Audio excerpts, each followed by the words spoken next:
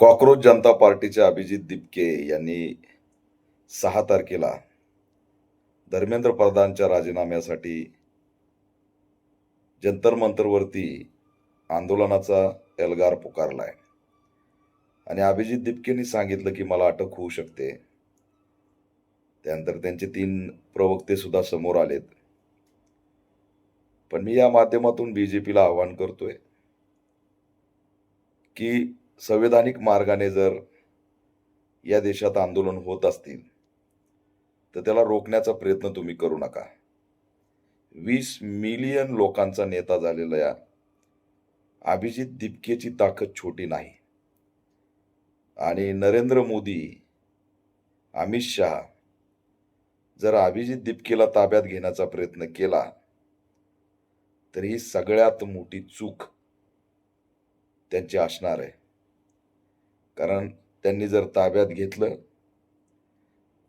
जेलमध्ये टाकण्याचा प्रयत्न केला तर ही हुकुमशाही आहे, आणीबाणी आहे, हेच यातून घोषित होतं. म्हणून अभिजित दिपके जर संविधानिक मार्गाने लढत असेल तर त्याचं तुम्ही स्वागत करा. विनाकारण त्याला डिवचून तुमचं अस्तित्व संपू नका. कॉकरोच जनता पार्टी आहे, त्यांचे काही प्रवक्ते आलेत आणि संवैधानिक लढण्याची त्यांची दिशा एकंदरीत दिसते. ते काय रॅडिकल नाहीत. ते नेपाळचा जेनजी करण्याचाही प्रयत्न करत नाहीत.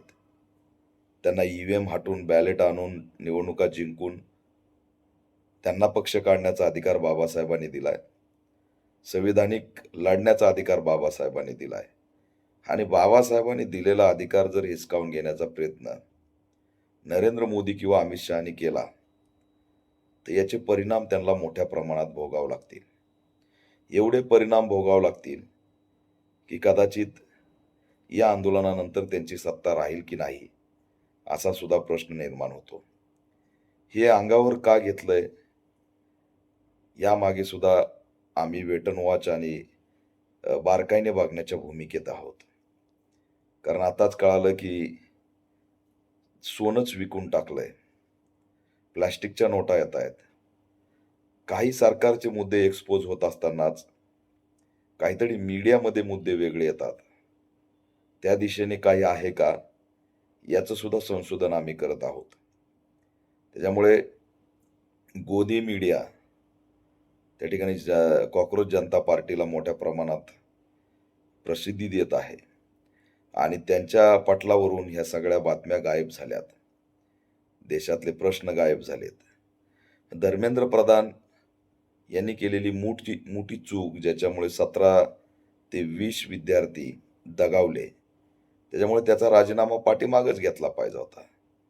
धर्मेंद्र प्रधाननी नैतिक जबाबदारी घेऊन स्वतःहून राजीनामा दिला पाहिजे होता. परंतु जाणीवपूर्वक खुर्चीला गोचिडसारखं चिटकून राहायचं, याच्या मागं कुठंतरी काहीतरी शिजतंय, भिजतंय आणि ते येणाऱ्या काळात एक्सपोज होईल याच्यात दुमत नाही. धर्मेंद्र प्रधानचा राजीनामा का घेतला नाही हा प्रश्न या ठिकाणी निर्माण होतो. धर्मेंद्र प्रधानसाठी महाराष्ट्रात, देशात अनेक आंदोलनं झाली. त्या आंदोलनाची दखल सुद्धा सरकार घेत नाही. त्याच्यामुळे अभिजित दिपके आता स्वतःच जंतर मंतरला येणार आहे आणि तो जर संविधानिक पद्धतीने आंदोलन करत असेल तर सरकारने रोखण्याची चूक करू नये. संविधानिक पद्धतीने लढत असताना जर त्याला रोखलं तर ऑल इंडिया पॅन्थर सेना संविधानिक लढाई लढणाऱ्या प्रत्येकाच्या पाठीशी उभा राहील असा इशारा देत आहे. एक सल्ला या बीजेपीला आमचा असणार आहे की तुम्ही लांब राहिलेलंच बरं आहे. अभिजित दिपकेला टच जरी केलं तरी तुमचं अस्तित्व संपलं म्हणून समजा. आता अस्तित्व टिकवायचंय की संपवायचंय हे तुम्ही ठरवलं पाहिजे. अभिजित दिपकेला विमानतळ असेल मध्ये कुठं रोखून त्याचं आंदोलन रोखलं तर एवढं मात्र लक्षात ठेवा की 12 वर्षात तुमच्या पक्षाला जेवढे फॉलोअर्स नाहीत त्याच्या डबल 4 दिवसात त्याच्याकडे फॉलोअर्स झालेत. त्याची भाषा प्रत्येकाला आवडायला लागली आणि लोकांना क्रांती पाहिजे. क्रांतीची ठिणगी टाकायला आपण मजबूर करू नका.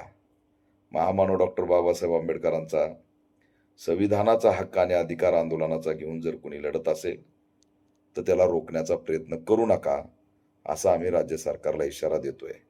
अभिजित दिपकेसाठी आम्ही या ठिकाणी तरुणांना आव्हान करतोय की संविधानिक लढा असेल तर पाठीशी राहायला काही हरकत नाही आणि सरकारने सुद्धा त्यांना परमिशन द्यायला हरकत नाही. परमिशन द्या आणि लयच प्रॉब्लेम असेल तर आणखी 2 दिवस आहेत. धर्मेंद्र प्रधानचा राजीनामा घेऊन तुम्ही हे आंदोलन रोखू शकता. पण मग आम्ही काय कॉकरोच जनता पार्टीचं ऐकणार का? मग त्यांच्यामुळं राजीनामा दिलाय का? अशा पद्धतीचं इगोमध्ये जर राहिलात तर संपलात म्हणून समजा. 20-20 विद्यार्थ्यांचे जीव गेलेत याचं सुद्धा भान ठेवा.